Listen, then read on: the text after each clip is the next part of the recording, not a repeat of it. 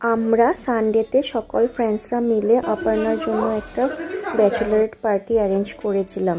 সেটার জন্যেই হেমা, রিয়া আর সুমি একটু জলদি এসে গিয়েছিল আমার ঘরে, যাতে বাকিরা আসার আগেই আমরা ডেকোরেশনটা কমপ্লিট করে নিতে পারি।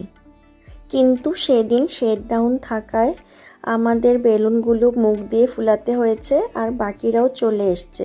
তারপর আর কি করার, ওদেরকে বললাম নে এবার তোরাও কাজে লেগে যা। তারপর আমরা নিজেরাও একটু রেডি হয়ে নিয়েছি।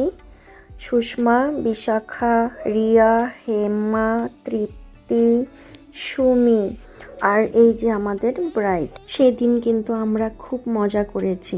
আমি মনে করি লাইফে ভালো ফ্রেন্ডস পাওয়াটাও বুঝি একটা বড় পাওনা, তাই না?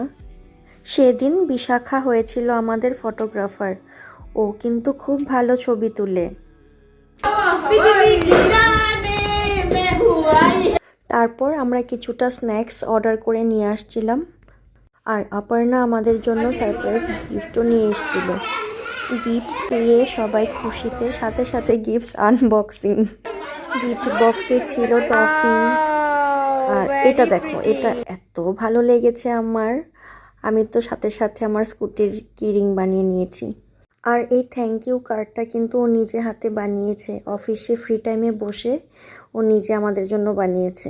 তারপর যেটাই হোক, অবশেষে এত তুমুল বৃষ্টি, কেউই আর ঘরে যেতে পারছিল না, সবাই মিলে আবার আড্ডা।